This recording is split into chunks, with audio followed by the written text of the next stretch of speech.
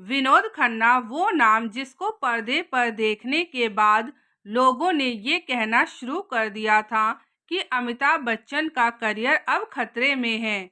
70-80 के दशक में जब अमिताभ एक के बाद एक हिट फिल्म दे रहे थे, तब विनोद खन्ना ने ऐसा सिक्का जमाया कि अमिताभ बच्चन का स्टारडम हिलने लगा था।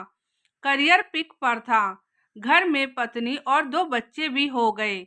लेकिन फिर उन्होंने अचानक एक फैसला लिया और परिवार के साथ फिल्म इंडस्ट्री को भी हैरान कर दिया। हमेशा लग्जरी लाइफ जीने वाले विनोद खन्ना ने ओशो के आश्रम में पहले माली बनकर काम किया, फिर उनके वॉशरूम और आश्रम के झूठे बर्तन तक साफ किए। आइए जानते हैं आखिर उन्होंने ऐसा क्यों किया। विनोद खन्ना जब सुपरस्टार बनने की राह पर थे, तब उन्होंने फिल्म इंडस्ट्री से संन्यास ले लिया और आध्यात्म में ऐसे रमे कि अपनी पत्नी और बच्चों को भी भूल गए और ओशो की शरण में चले गए। उन्होंने क्यों ये फैसला लिया? क्या आप जानते हैं कि इस फैसले के बाद उनकी पत्नी भी उनसे काफ़ी नाराज़ हो गई थी। विनोद खन्ना का फिल्मी सफ़र की शुरुआत साल 1968 में हुई। उन्होंने सुनील दत्त की फिल्म मन का मीत से बॉलीवुड में एंट्री ली। उनके रोल की जमकर तारीफ भी हुई थी। इसके बाद फिल्म मेरा गांव मेरा देश में डकैत की भूमिका से भी उन्हें दर्शकों का खूब प्यार मिला। उनकी बढ़ती लोकप्रियता के कारण फिर उन्हें लीड हीरो के रोल भी मिलने लगे। अमर अकबर एंथनी, मुकद्दर का सिकंदर, द बर्निंग ट्रेन जैसी कई शानदार फिल्में उन्होंने की। विनोद खन्ना के फैसले ने लोगों को किया था हैरान।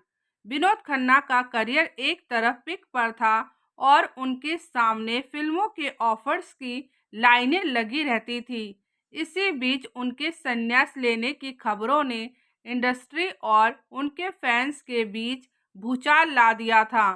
किसी को ये पूरी कहानी पब्लिसिटी स्टंट लगने लगी, तो किसी को लग रहा था कि उनकी दिमागी हालत सही नहीं है। ऐसा इसलिए हो रहा था क्योंकि बॉलीवुड में इससे पहले इतना बड़ा स्टार अपने करियर की इस ऊंचाइयों तक पहुंचकर कभी इस तरह वापस नहीं लौटा था। विनोद खन्ना सब कुछ होकर भी खुश नहीं थे।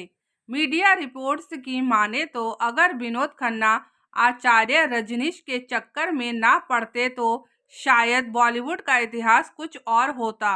शायद अमिताभ बच्चन इतनी आसानी से सुपरस्टार नहीं बनते और विनोद खन्ना का करियर उनके आसपास ही होता।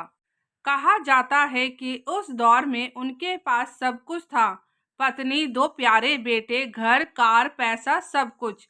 लेकिन उसके बाद भी वह खुश नहीं रह पाते थे। घंटों सेट पर काम करते थे और पैकअप होने के बाद रोजाना शराब पीना शुरू कर दिया था। उन्हें गुस्सा काफी आता था। यही वजह थी कि वह कई स्ट्रीट फाइट में भी फंसे। खुद को सुधारने के लिए उन्होंने योग का सहारा लिया, मेडिटेशन भी शुरू किया। तभी उनकी मुलाकात आचार्य रजनीश से हुई और फिर सब कुछ बदल गया। लोग ये जानना चाहते थे कि आखिर उन्होंने ओशो की शरण में जाने का फैसला क्यों लिया। बताया जाता है कि ओशो की एक कहानी सुनकर वह उनसे काफ़ी प्रभावित हुए थे। बताया जाता है कि एक जैन गुरु की कहानी सुनकर वह काफ़ी प्रभावित हुए थे, जिसमें एक चोर भागता हुआ निकल जाता है। वहां एक जैन गुरु ध्यान लगाकर बैठे हैं और पुलिस आकर उन्हें ही चोर समझकर पकड़ ले जाती है। गुरु को जेल में बंद कर दिया जाता है, लेकिन गुरु ये नहीं बताते हैं कि मैंने चोरी नहीं की। अब जेल में भी गुरु ध्यान में लीन रहते हैं और उन्हें देखकर कई और कैदी भी ध्यान करने लगे। इसके बाद 3-4 साल बाद असली चोर पकड़ा गया और पुलिस ने जैन गुरु को छोड़ दिया। पुलिस ने कहा हमें माफ कर दे। गुरु ने कहा नहीं, अभी मुझे मत छोड़ो क्योंकि मेरा काम पूरा नहीं हुआ है। यह कहानी सुनाकर ओशो ने कहा था हम सभी जेल में हैं, कोठरी में हैं। हम सभी 7 बाई 7 की कोठरी में हैं, चाहे वह जेल के अंदर हो, चाहे बाहर हो। जब तक हम समग्रता से अपना काम नहीं करते, तब तक कोठरी से बाहर नहीं हो सकते। कहा यह भी जाता है कि जिस समय विनोद खन्ना आध्यात्म की ओर मुड़ रहे थे, उस दौरान उनकी वाइफ गीतांजलि के साथ मतभेद भी चल रहा था। विनोद के इस फैसले से उनकी पत्नी काफी नाराज थी। विनोद खन्ना ने उस वक्त फैसला लिया कि वह मुंबई का ग्लैमर छोड़कर पुणे में कोरेगांव पार्क, जहां रजनीश का आश्रम स्थित था, में रहेंगे। साल 1982 में विनोद खन्ना ने एक प्रेस कॉन्फ्रेंस बुलाई।